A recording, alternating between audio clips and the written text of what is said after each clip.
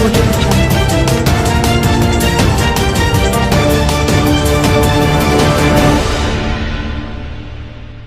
The Coalition for Human Rights Monitoring Group in Nigeria has fingered British journalists Conor and Amnesty International to be behind a no-sponsor plot to blackmail the Nigerian military in the war against terrorism. Fortune, a supposed human rights and conflict resolution writer, who is also Amnesty International Deputy Director of Communication, External Affairs and Crisis Response, has seen in recent times propagated falsehood against the Nigerian troops. At a press conference in Abuja, the human rights group raises an alarm to the global community about the latest gimmick deployed by Amnesty International. According to the convener Gabriel Agibi, Fortune is the new tool deployed to promote Fallacy, which is misleading reports, which appear to act as a bait for luring back for recruitment of terrorists.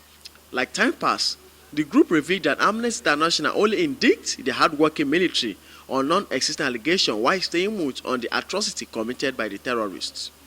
The Coalition for Human Rights Monitoring Group in Nigeria had wondered what could be responsible for seeming boldness that the terrorists appear to have acquired.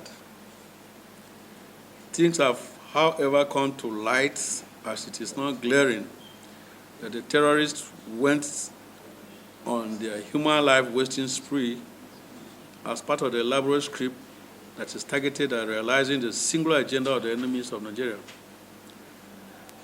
At the core of this horror show is Amnesty International, backed up by a section of the international media circuit and so-called social media influencers with a disgruntled opposition political parties thrown into the mix. Following its well-known modus operandi, Amnesty International has again concocted fiction that it has packaged as a report about incidents of human rights abuses committed by the Nigerian military. Recall that the blockade of arms sales to Nigeria under the Obama regime in the United States was based on a series of moonlight tales told by Amnesty International and then turned around to use a compilation of lies as a basis for demonizing Nigeria and preventing the military from getting much-needed equipment that would have made the eradication of Boko Haram faster. The records are there for all to see that by the blocking arms sales to Nigeria, Amnesty International effectively put entire communities in harm's way by giving terrorists the upper hand. With reference to the fictitious reports, the Coalition for Human Rights Monitoring Groups in Nigeria therefore condemn it in its entirety and irresponsible advocacy that place the interests of terrorists above the safety of law-abiding citizens and defenseless civilians who are being protected by patriotic military in Nigeria. The fictitious report to be published by Amnesty International, the Coalition for Human Rights Monitoring Groups in Nigeria condemns in its entirety as irresponsible advocacy that places the interests of terrorists above the safety of law-abiding citizens.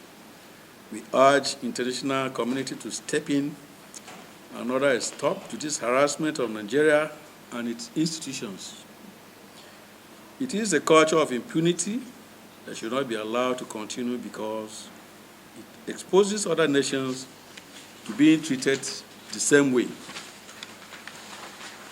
Our charge to Nigeria is not to allow this slight and threat to the stability of Nigeria to go unchallenged. Nigerians must rise up and disown Amnesty International and know what it stands for. They must take their future into their hands and send this demonic NGO out of their country in order to have peace. There have been previous efforts at making Amnesty International realize the errors of its ways, but which were discontinued after intervention from well-meaning and respectable Nigerians.